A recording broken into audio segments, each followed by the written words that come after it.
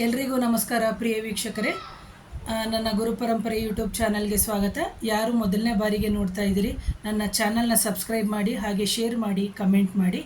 ಹಾಗೆ ಎಷ್ಟೋ ದಿನದಿಂದ ಕೆಲವರಿಗೆ ಸುಮ್ಮನೆ ಬಿಟ್ಟು ಹೊಟ್ಟೆ ನೋವು ಬರ್ತಾ ಇರುತ್ತೆ.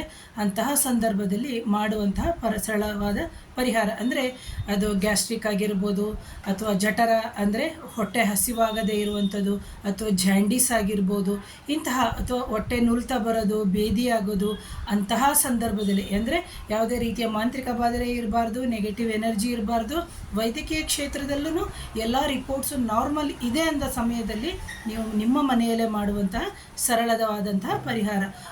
1 ಮೀಟ್ರು ಒಂದು ಅರಿಶಿನ ಅಂದರೆ 1 ಮೀಟ್ರು ಹಳದಿ ಬಣ್ಣದ ಬಟ್ಟೆಯನ್ನು ತಗೊಳ್ಳಿ, ಕಾಟನ್ ಬಟ್ಟೆಯನ್ನು ತಗೊಳ್ಳಿ, ಇಲ್ಲದಿದ್ದರೆ ಬಿಳಿ ಬಟ್ಟೆಯನ್ನೇ ತಗೋಬೋದು.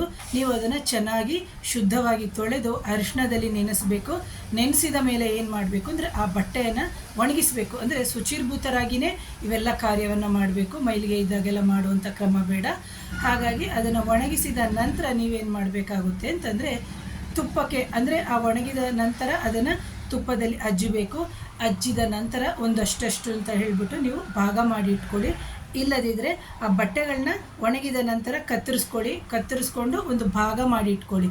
ಸತತವಾಗಿ ನೀವು ಈ ದೀಪವನ್ನು ತುಪ್ಪದ ದೀಪದಲ್ಲಿ ಹಚ್ಕೊಂಡು ಬರೋದ್ರಿಂದ ನಿಮಗೆ ಹೊಟ್ಟೆಗೆ ಸಂಬಂಧಪಟ್ಟಂತಹ ಅಥವಾ ಉದರ ವ್ಯಾಧಿಗಳು ಅಂತ ನಾವೇನು ಹೇಳ್ತೀವಿ, ಆ ವ್ಯಾಧಿಯು ನಿಮಗೆ ಸಂಪೂರ್ಣವಾಗಿ ಕಮ್ಮಿ ಆಗುತ್ತೆ ಅಂತ ಹೇಳ್ತೀನಿ ಪ್ರಿಯ ವೀಕ್ಷಕರೇ.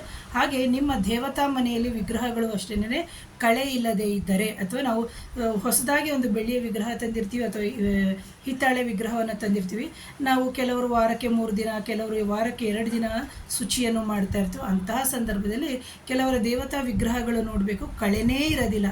ಅಂತಹ ಸಂದರ್ಭದಲ್ಲೂ ಸಮೇತ ನಿಮಗೆ ಈ ಪರಿಹಾರವನ್ನು ಮಾಡಿಕೊಳ್ಳೋದ್ರಿಂದ ನಿಮಗೆ ಅತ್ಯಂತ ಸರಳವಾಗಿ ನಿಮಗೆ ಆಗುತ್ತಿರುವಂತಹ ಉದರಬೇನೆ ಅಥವಾ ಜಠರಾಗ್ನಿಯ ಸಮಸ್ಯೆ ಅಥವಾ ಜಾಂಡೀಸು ಅಂತಹ ಸಮಸ್ಯೆಗಳು ನಿವಾರಣೆಗೆ. ಜಾಂಡೀಸು ಅಂತ ಹೇಳಿದ ತಕ್ಷಣ ಡಾಕ್ಟ್ರಿಗೆ ತೋರಿಸದೇ ಇರುವಂಥದ್ದು ಅಲ್ಲ, ಇದನ್ನು ವೈದ್ಯಕೀಯದಲ್ಲಿನೇ ತೋರಿಸ್ಬೇಕು. ಯಾಕಂದರೆ ಜಾಂಡೀಸು ಅದರಲ್ಲಿ ಟೈಪ್ಸ್ ಇದೆ, ಹೆಪಟೈಟಿಸ್ ಬಿನ, ಇನ ಅಂತ ಹೇಳ್ಕೊಂಡು.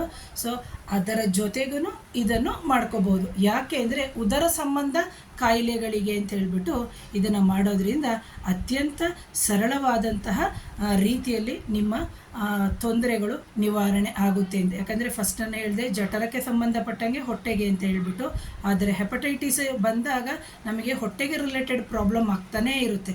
ಸೊ ಹಾಗಾಗಿ ನೀವು ಈ ಪರಿಹಾರವನ್ನು ಮಾಡ್ಕೊಳ್ಳೋದ್ರಿಂದ ಏನು ನಿಮ್ಮ ಕ್ರಮೇಣವಾಗಿ ಕಾಯಿಲೆಗಳು ಕಮ್ಮಿ ಆಗುತ್ತೆ ವೀಕ್ಷಕರೇ. Thank you.